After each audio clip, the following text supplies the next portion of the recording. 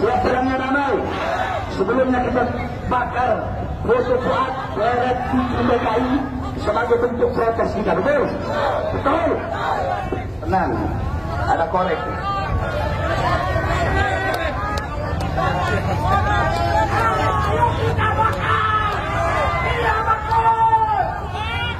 Bakar doa cucu PKI, bakar doa cucu PKI sekarang juga.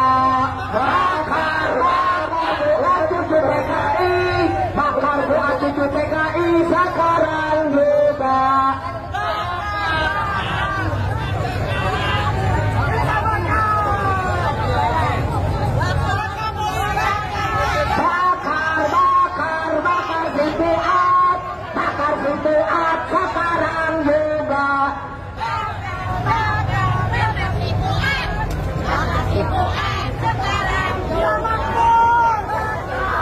Gus Fuad disangka PKI. Gus Fuad itu keturunan kiai besar di Jogja. Dia ngomong PKI itu PKI majaz, masa wong orang ngerti itu teman-teman PKI saya. Artinya teman-teman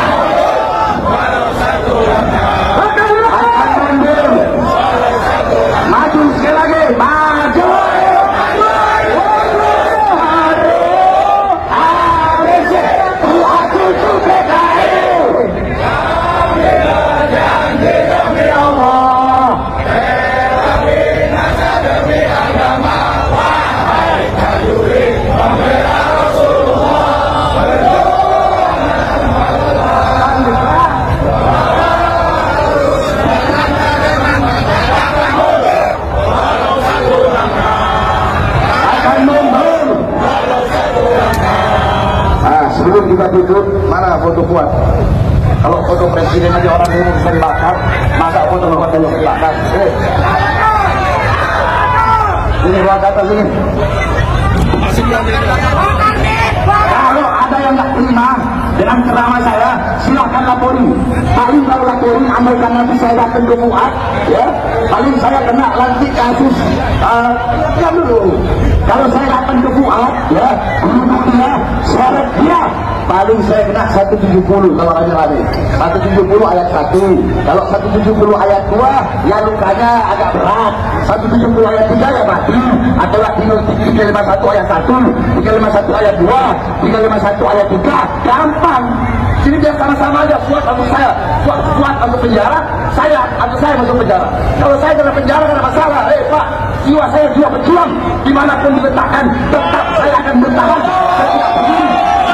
Ancaman, hukuman, tetap saya akan tegak berdiri. Tidak akan pernah saya menundukkan kepala untuk melawan kezaliman, penindasan terhadap bangsa, memecah belah umat dan bangsa rakyat Indonesia. Kami ingin Indonesia aman, tenang, sejahtera, tentram.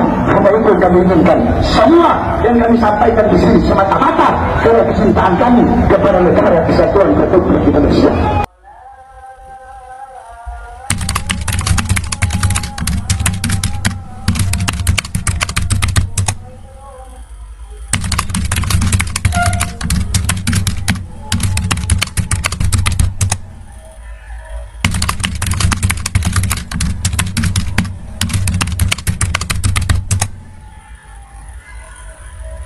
Yang barangkali banyak teman-teman belum ketahui tentang saya itu kan sebenarnya bahwa saya sebagai kiai, sebagai seorang guru, sebagai ulama yang berusaha untuk melaksanakan tugas profetik, karena ulama warasatul anbiya adalah memberi contoh, memberi motivasi, memberi habitat, memberi apapun kepada seluruh makhluk Tuhan ya. Dan di dalam berbagai macam profesi, kalau di alam manusia misalnya, ini kan teman-teman kan tidak tahu bahwa saya itu juga menjadi anggota keluarga besar Perupa dengan cara saya menjadi pelukis, sudah 9 kali pameran lukisan secara serius. Kemudian di dunia sastra saya juga sudah menjadi anggota keluarga sastra, itu bahkan sejak saya SD gitu. Artinya saya berkarya menulis cerpen, puisi dan yang lain-lain. Juga yang terakhir akhir-akhir ini itu saya kan juga sudah menjadi anggota keluarga besar para musisi ya, pencipta lagu. Saya juga sudah menciptakan berapa ya, 104 judul lagu kalau nggak salah, dan sudah saya publish di berbagai macam platform musik gitu, seperti ya termasuk YouTube, termasuk Spotify, Jok dan yang lain-lain gitu. Ini teman-teman banyak yang belum tahu gitu. Nah, untuk menjawab pertanyaan yang tadi diajukan itu, ya kali ini saya karena udah lama juga nggak launching lagu itu, saya mungkin sekali-sekali perlu menjawab secara tidak langsung dengan media lagu. Kebetulan ini ada lagu baru, judulnya Nyanyi Sunyi Ani Ani. Ini berbeda dengan lagu-lagu yang sebelumnya ya, tautannya bisa diklik. Nah, ini saya juga karena udah lama nggak bikin lagu, tiba-tiba ada teman-teman ada bikin lagu judulnya Garam dan Madu yang begitu viral itu, ya saya jadi ingat pengen juga bikin lagu yang IDM seperti itu gitu. Dan ya silakan menikmati lagu saya. Mungkin semua pertanyaan tadi jawabannya ada di situ, mungkin juga enggak. Ya udah diklik aja, dinikmati. Oke.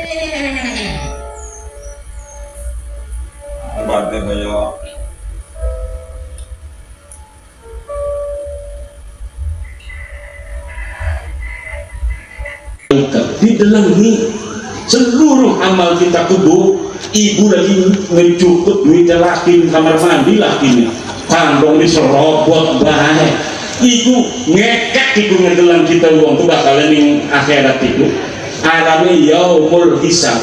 Ibu uang ngapes nyisin, uang sejanggap wali, uang sing dianggap cucu nabi, di situ semuanya dibuka di hadapan seluruh manusia min ladun Adam ila yaumil qiyamah. Maka sebelum hari yang sangat memalukan itu datang, wahai para pemalsu, sadarlah pung masih ana waktu. Bengen leluhur sirah ibu ora dosa sing durung bab nasab kima, kecuali sing pertama kali berbohong. Tapi yang di tengah-tengah itu nggak tahu deweknya selamat. Tapi dari tahun 2022 orang-orang yang masih mengaku tanpa data dan buktiku neraka urusan aneh. Apa maning sampai marah-marah ngajak-ngajak perang ning wong pribumi. Lewang pribumi aja ditakoni perang, jauh bagian kita tuh kan perang leluhur kita badan.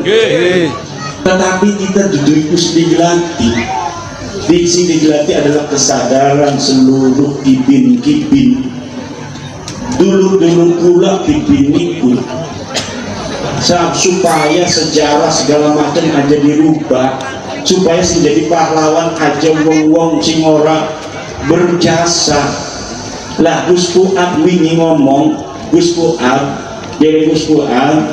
Idrus Al-Jubri tidak layak jadi pahlawan karena berdasarkan bukti dan fakta dia bukan orang Indonesia, dia pindah tahun 1922, merdeka tahun 1945. Kalau dia pahlawan harusnya dari tahun 1922 itu dia ikut berjuang pernah menggerakkan rakyat untuk melawan penjajah, tapi tidak ada datanya. Ini yang diomong sama Gus Fuad. Beliau tidak setuju karena Idrus Al-Jupri tidak layak jadi pahlawan karena dia tidak mengangkat senjata, dia tidak mengajak jamaahnya untuk melawan penjajah. Setelah merdeka tahun 1945 masih ada pergolakan Belanda Takamaling sampai 1949. Tidak ada satu data pun Salim bin Idrus Al-Jupri ikut terjun ke medan perang untuk melawan penjajah. Sedang singgarani pahlawan itu syarat utamanya pernah turun ke medan perang atau dia berjasa besar setelah merdeka. Hidup misalnya dia lahir 1946 sesudah merdeka, barang anu kayak Gus Dur radhiyallahu anhu banyak jasa untuk negeri ini. Dialah yang telah mengelus-ngelus, memberikan harapan, penghormatan kepada masyarakat Papua sehingga Papua tidak jadi untuk berpisah dari NKRI. Itu jasanya besar. Walaupun dia tidak ikut perang karena memang lahir 1946, maka dia layak jadi presiden. Mbah Abbas Buntet, dia banyak saksi, bukti sejamannya banyak. Mbah Hasim mengangkat dia jadi panglima santri perang 10 November. Perang 10 November itu seluruh rakyat punya panglima. Anak panglima pemuda, anak panglima dari orang Cina, panglima dari orang-orang nasionalis. Dari kaum santri ikut perang, panglimanya namanya Mbah Abbas Buntet, kakek daripada Gus Abbas ketua PWI. Itu saksi-saksinya banyak, diakui oleh TNI, diakui oleh Polri. Orang semacam itu layak jadi pahlawan nasional. Tapi Salim bin Idrus Al-Jupri tidak ada datanya. Kemudian syaratnya harus WNI. Dia tidak WNI karena lahirnya di Yaman. Kata Gus Fuad mengklarifikasi istilah monyet itu, bahwa istilah monyet itu bukan untuk pribadi Salim bin Idrus, tetapi itu untuk usaha-usaha yang melawan undang-undang. Orang yang tidak memenuhi syarat menjadi pahlawan ama orang-orang tertentu diusahakan menjadi pahlawan. Ini yang disebut monyet oleh Gus Fuad, bukan kepada diri Salim bin Idrusnya. Gus Fuadnya sudah mengklarifikasi, sudah mohon maaf. Belum tentu orang yang diusulkan ini Salim bin Idrusnya setuju juga. Dia diusulkan kan orangnya sudah tiada. Jadi jangan memaksakan sesuatu sehingga melanggar undang-undang. Dan ini bisa dipakai oleh musuh Pak Prabowo untuk nanti mempermasalahkan Pak Prabowo, karena cara dalam mengangkat seorang jadi pahlawan ada undang-undangnya. Nanti Bapak Prabowo bisa dituntut melanggar undang-undang ketika menetapkan seseorang yang tidak pantas jadi pahlawan. Nah, yang aneh lagi, orang yang tidak lahir di Indonesia karena dia lahir di Hadramaut mendapat WNI, warga negara Indonesia. Padahal syarat jadi WNI lahirnya harus di Indonesia. Baru kemarin keluar surat WNI-nya. Ini yang dipermasalahkan dan ini melanggar undang-undang. Ini yang dipermasalahkan. Jadinya beda. Gus Fuad disangka PKI. Gus Fuad itu keturunan kiai besar di Jogja. Dia ngomong PKI itu PKI majaz, masa gua nggak ngerti. Itu teman-teman PKI saya, artinya teman-teman sing dudu santri. Karena Gus Fuad sejak dia belum lahir sudah divonis oleh Abu Yadim Yati Banten sebagai kiai. ibunya itu lagi hamil. Ibunya lagi hamil dengan bapaknya Gus Fuad pergi ke Abuya Dimyati, minta doa Abuya supaya anak saya ini yang dalam kandungan jadi kiai. Kata Abuya, yang ini nggak bakal jadi kiai, yang ada dalam kandungan ini nggak bakal jadi kiai. Nanti yang jadi kiai kalau kamu ngandung lagi, kasih nama Fuad. Pas lahir memang benar nggak bisa jadi kiai karena dia perempuan, tetehnya Gus Fuad. Akhirnya ketika hamil lagi keluar anak laki-laki, maka langsung dikasih nama Fuad.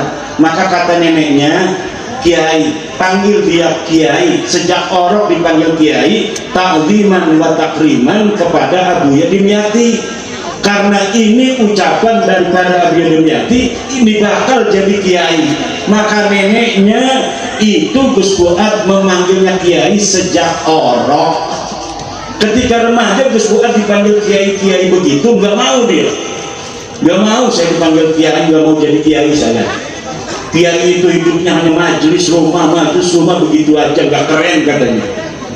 Akhirnya dia itu sampai temennya sama orang Kristen, sama orang Buddha, sama orang Hindu, bahkan dia lah kalau begini pangeran tidak ada, masa saya disuruh jadi kiai katanya. Itu sampai begitu dia dalam pencarian waktu mudanya itu, sampai kemudian neneknya itu dilaporkan sama keluarganya.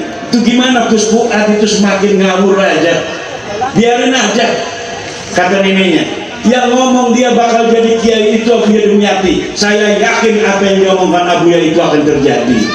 Dan akhirnya betul, setelah lama Gus Fuad pencarian jati diri, kembalinya mondok dan akhirnya bikin pesantren Raudatul Fatihah. Anaknya itu Gus Samo itu hafidul Quran. Coba lihat di dalam YouTube-nya apa namanya, Pecinta Wali dan YouTube Gus Fuad. Tuh selama Ramadan anaknya ini menghafal 1 juz di YouTube. Saya dengarin, luar biasa, bukan hanya hafal tapi makhrajnya saja bagus, karena dia keturunan ulama-ulama kiai-kiai di Wonokromo, keturunan Sultan Hamengkubuwono yang kemudian menurunkan para ulama-ulama di Yogyakarta melalui Kiai Melangi. Itulah keluarga besar Gus Fuad. Neneknya namanya Warsina, dibikin oleh orang-orang buzzer-buzzer itu, katanya Warsina ini PKI. Lah orang-orang Jawa ya nama dulu itu Warsina itu banyak sekali. Nama Warsina itu nama yang lagi keren pada masa itu. Banyak orang yang namanya Warsina. Katanya ini Gerwani. Gerwani tidak ada yang namanya Warsina itu. Ada juga Marsina, aktivis sosialis yang mati tidak ketahuan apa kuburannya. Itu bukan orang PKI. Jadi hari ini muter-muter karena perangnya hanya perang medsos, perang narasi. Yang saya berikan kepada PKI, tetap jaga kondusivitas para laskar, harus koordinasi dengan tentara dan koordinasi dengan polisi. Kita bersinergi menjaga keamanan dan ketertiban negara dan bangsa Indonesia. Provokasi Rizik Syihab itu ngajak perang akan dilaporkan, dan aku perintahkan sebagai wakil ketua PWI RS Pusat agar seluruh pengurus-pengurus daerah melaporkan provokasi itu agar ditangani secara hukum yang berlaku di Indonesia. Senin mulai laporkan. Kita tidak pakai kekerasan, tapi kita negara hukum, Panglima Negara Indonesia adalah hukum, maka kita laporkan ke polisi, biar polisi yang kemudian menangani dan menangkap orang yang telah memprovokasi.